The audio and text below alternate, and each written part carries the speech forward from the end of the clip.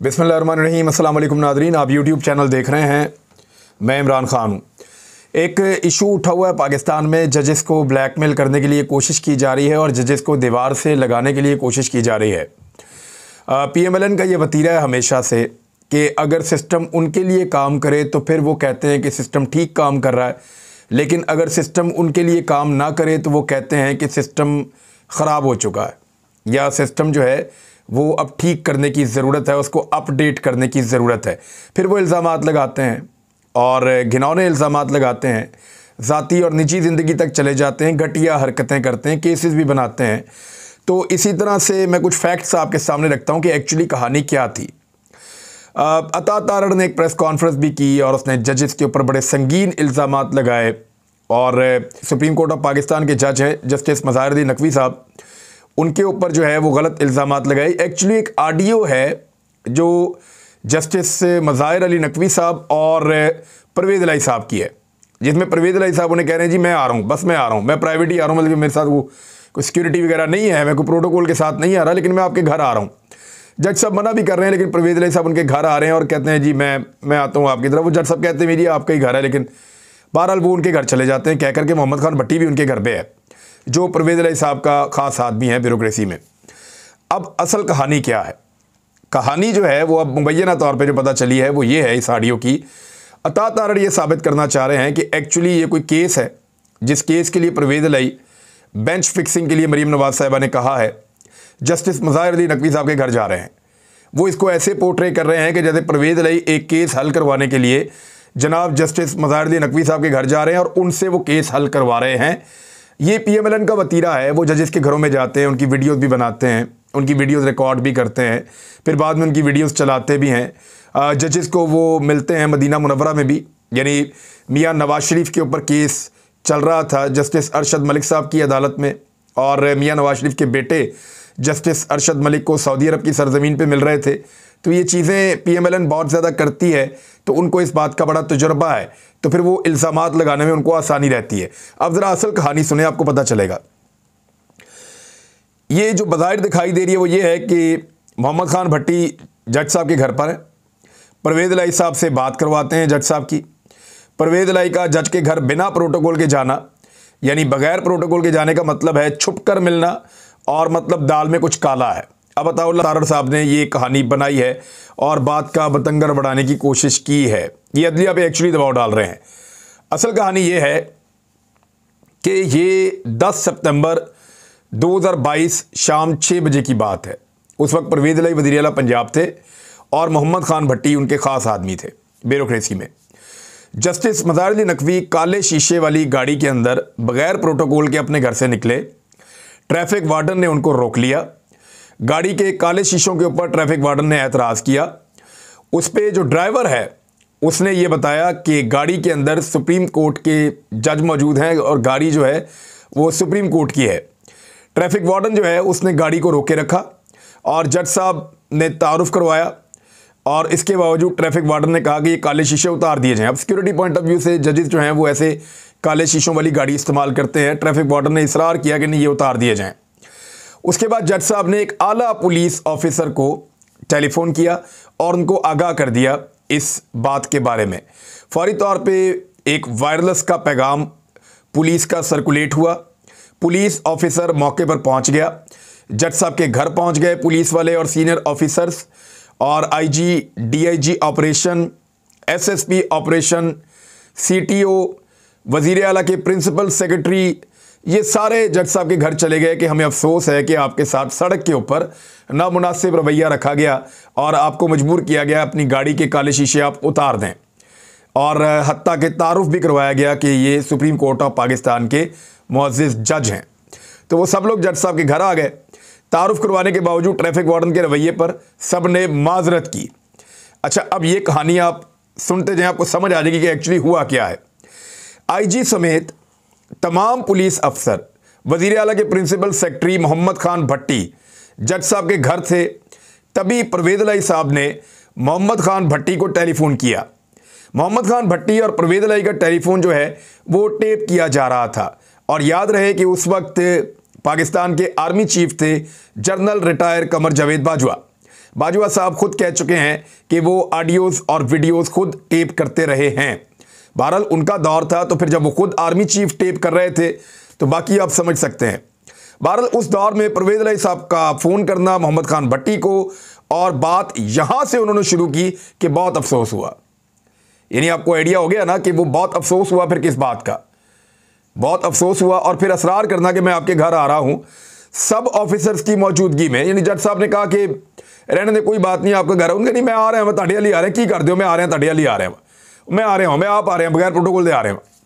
तो इस तरह जो परवेज़ इलाही साहब हैं वो जज साहब के घर आए और उनसे मिले, और उन्होंने भी माजरत की जो ये वाक़या हुआ था। अब बात ये है, ये पुलिस वाले सारे मौजूद हैं, ये वाक़या रिकॉर्ड के ऊपर मौजूद है, इस वाक़े की तस्दीक की जा सकती है। तो परवेज़ इलाही की जो जज साहब के साथ जो ऑडियो लीक हुई है, ये 10 सितंबर 2022 की मुबैना तौर पे ऑडियो है। इरशाद भट्टी साहब ने भी इसके ऊपर इसी तरह से रोशनी डाली है, कुछ और लोगों ने भी इसके बारे में यही बताया है। कुछ सोर्सेज यही बता रहे हैं कि ये एक्चुअल कहानी है। अब मामला ये है कि इस वक्त उस ऑडियो को यहाँ पे क्यों लाया गया, क्योंकि जस्टिस मज़ाहिर अली नकवी इलेक्शंस के मामले में आइन और कानून के मुताबिक चलना चाहते हैं और इलेक्शन कमीशन को कानून के दायरे में लाना चाहते हैं, जो असल तरीक़ाकार है। जब वो सही बात करते हैं कोई जज, तो फिर ये उनको कंट्रोवर्शियल बनाते हैं। इनके पास सबकी ऑडियोज़ और वीडियोज़ मौजूद हैं। किस ऑडियो और वीडियो को कहाँ इस्तेमाल करना है, उसके लिए इन्होंने ख़ासा घिनौना खेल बना रखा है। चीज़ों को एडिट भी करते रहते हैं और एडिट करके उनको तैयार करते रहते हैं। बहरहाल ये थी जी कहानी जो आपसे छुपाई जा रही थी, तो असल कहानी आपको पता चल गई होगी। अब आए अरशद भाई के केस के ऊपर, क्योंकि उस पर हमने बात करते रहनी है और हमेशा करनी है।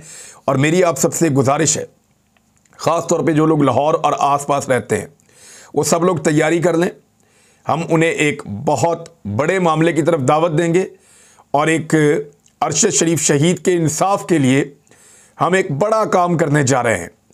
इस चीज़ को आप अपने जहन में रखिएगा, और ये पैगाम सिर्फ पाकिस्तान में नहीं पूरी दुनिया में जाएगा।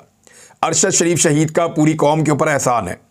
याद रखिए, जनरल कमर जावेद बाजवा ने जब से रजीम चेंज ऑपरेशन का एतराफ़ किया है, जब से जनरल रिटायर कमर जावेद बाजवा ने वो तमाम चीज़ों का एतराफ़ करना शुरू किया है जो बहुत पहले से हम बता रहे थे लोगों को। अरशद शरीफ शहीद ने ये सारी चीज़ें बताई थी और हम लोगों ने इसका खुमियाजा भी भुगता है। आज वो हमारे बीच में नहीं है। उसने कई महीने जंगल में गुजारे हैं। उसने बड़ी तकलीफ़ के बावजूद आप लोगों के लिए सच बोला है। आज हमने अपने भाई को इंसाफ दिलाना है।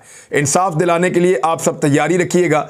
बहुत जल्दी हम आपको एक जगह पे दावत देंगे और आप सब लोगों को आना है। हम आपको बताएंगे कि करना क्या है।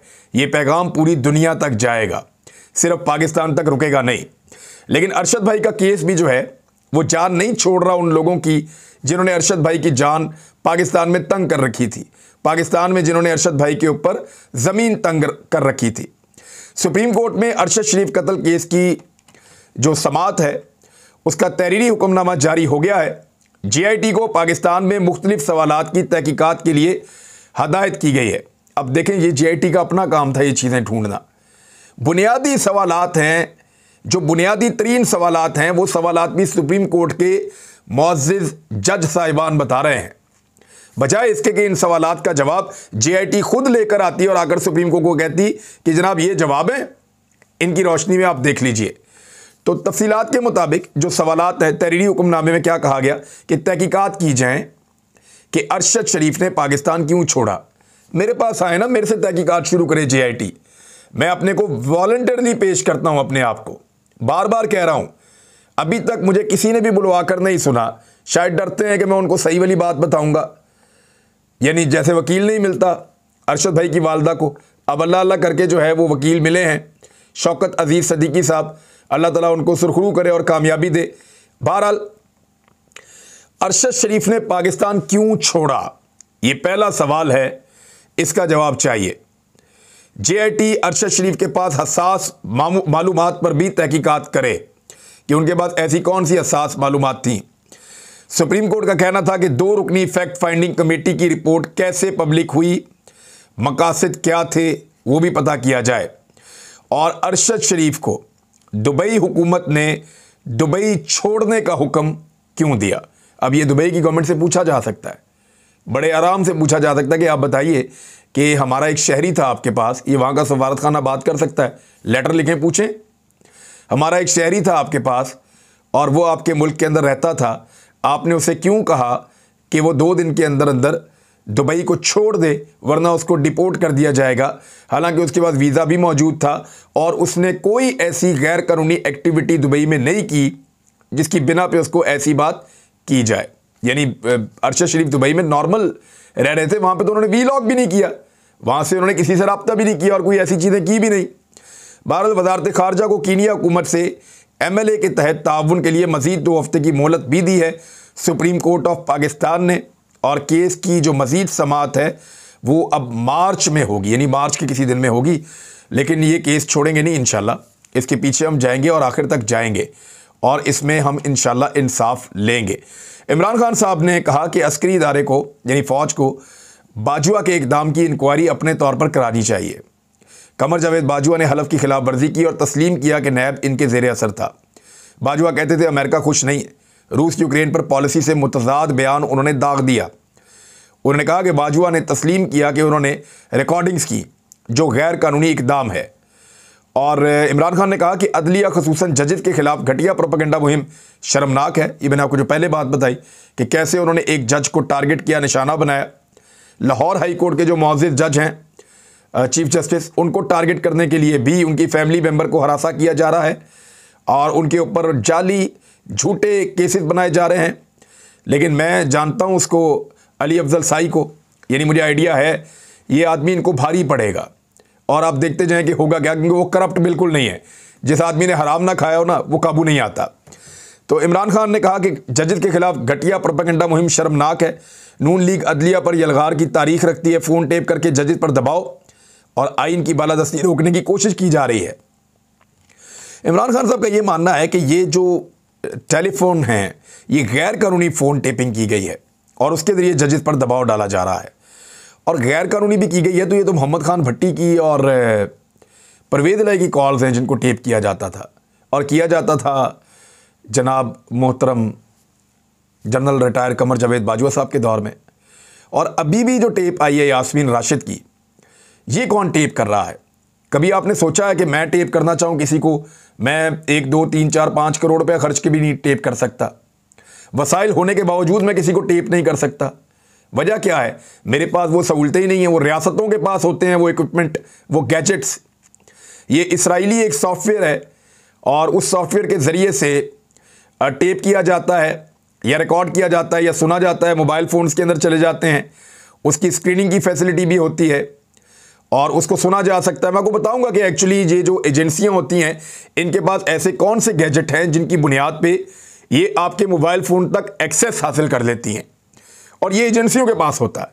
तो अब कौन सी एजेंसियों को क्या ज़रूरत पड़ी हुई है कि CCPO लाहौर को और यास्मीन राशिद को टेप कर रहे हैं?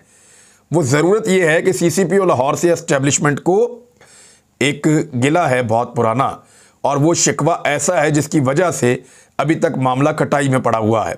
बहरहाल ये मैंने आपको बता दिया। ख्वाजा आसिफ साहब ने अब एक ट्वीट किया है। अव्वल तो पहले उन्होंने कह दिया कि पाकिस्तान डिफ़ॉल्ट हो चुका है। ख्वाजा आसिफ ने यह ऐलान कर दिया है कि प्रैक्टिकली पाकिस्तान डिफ़ॉल्ट हो चुका है और इस मामले के ऊपर पाकिस्तान तहरीक इंसाफ ने वजाहत तलब कर ली है कि बताया जाए कि ख्वाजा आसिफ ने किस बुनियाद पे ये कहा कि पाकिस्तान डिफ़ॉल्ट हो चुका है। इससे पहले सब कह रहे थे कि फ़लाँ की ख्वाहिश है, फ़लाँ की ख्वाहिश है, लेकिन हमने देखा कि इसकी पहली अनाउंसमेंट ख्वाजा आसिफ ने की है। और चंद दिन पहले शहबाज शरीफ ने इसहाक डार के ऊपर बहुत चढ़ाई की है और मुबैना तौर पे उनको कहा है कि 4 महीने के अंदर आपने हमें तबाह बर्बाद करके रख दिया है। और इसहाक डार साहब जो है वो बहुत बदमज़ा और बदजायका हुए हैं इस वक्त। बूट भी पॉलिश किया लेकिन बूट पे ज़बान रखने के बाद मुंह का जायका भी ख़राब है और मज़ा भी नहीं आ रहा। अब ख्वाजा आसिफ का ट्वीट है नजम सेठी के बारे में, जब नजम सेठी ने कहा कि PSL पे अटैक नहीं होगा, सिक्योरिटी फोर्सेस पे होगा क्योंकि उन्होंने तालिबान के साथ मुआहदे तोड़े हैं। तो अब इसके ऊपर ख्वाजा आसिफ का ट्वीट पढ़ने वाला है। ये बता रहा है कि एक क्लियर डिवीजन है नवाज शरीफ और शहबाज शरीफ के दरमियान। नजम सेठी जो है वो नवाज शरीफ का ख़ास आदमी है। अपने कश्ती में लेटे हुए ये तस्वीर ज़रा देखें। हाँ, ये कश्ती में लेटे हुए जो तस्वीर है नवाज शरीफ की नजम सेठी के साथ, ये बताती है कि कितने गहरे ताल्लुकात हैं। ये शख्स स्टेट सिक्योरिटी एस्टेब्लिशमेंट का मुवाजना पीएसएल से कर रहा है, ये बात ख्वाजा आसिफ ने की। कहने का मतलब, ये शख्स कहकर मुखातिब किया नजम सेठी को। कहने का मतलब है सिक्योरिटी एस्टेब्लिशमेंट पे हमला हलाल है और पीएसएल पे हराम। ये हमारी फौज और पुलिस की जानों की कोई हुर्मत नहीं है, इत्मीनान है, पीएसएल महफूज है। ये है हमारी अशराफिया, सिर्फ अपना मफाद अजीज़ है, कौमी सलामती और कीमती जाने डिस्पोजिबल हैं। ये ख्वाजा आसिफ ने कहा है। राणा सनाउल्लाह साहब का एक स्टेटमेंट, इस स्टेटमेंट में खौफ है, और खौफ ये है कि सदर आरिफ अलवी अपना इख्तियार इस्तेमाल करते हुए कहीं इंतखाबात का ऐलान ना कर दें, और क्योंकि उन्होंने कर दिया तो हाई कोर्ट हो या सुप्रीम कोर्ट, सब ये कहेंगे कि सदर के पास इख्तियार है, उन्होंने अपना आईनी इख्तियार इस्तेमाल कर लिया है। सदर का इलेक्शन की तारीख के ऐलान से कोई सरोकार नहीं, राणा सनाउल्लाह कह रहे हैं। इलेक्शन की तारीख देना इलेक्शन कमीशन की आईनी जिम्मेदारी है, जबकि इलेक्शन कमीशन कहता है हम तो दे ही नहीं सकते तारीख। यानी सारे भाग रहे, मैं नहीं दे सकता, मैं नहीं दे सकता, मैं नहीं दे सकता। आईन कह रहा है चलो सदर दे देगा, वो कह रहे सदर भी नहीं दे सकता। आरिफ अलवी इलेक्शन कमीशन के आईनी इख्तियारात में मुदाखलत कर रहे हैं, राणा सनाउल्लाह के बकौल। Arif Alvi foreign funding case में शरीके जुर्म है। इमरान खान सदर के मनसब के जरिए इलेक्शन कमीशन को दबाव में लाने की कोशिश कर रहा है। आरिफ अलवी सदर पाकिस्तान बने, इमरान खान के तर्जुमान ना बने। अब ये जो है ना, राणा सनाउल्लाह साहब का खौफ जाहिर करता है कि सदर अगर अनाउंसमेंट कर दे तो फिर इलेक्शन से बचने का दूसरा कोई रास्ता नहीं होगा। नाज़रीन, और भी खबरें देंगे आपको अगले वीडियो में। अब तक के लिए इतने, अपना ख्याल रखिएगा, अपने चैनल का भी। अल्लाह हाफिज़।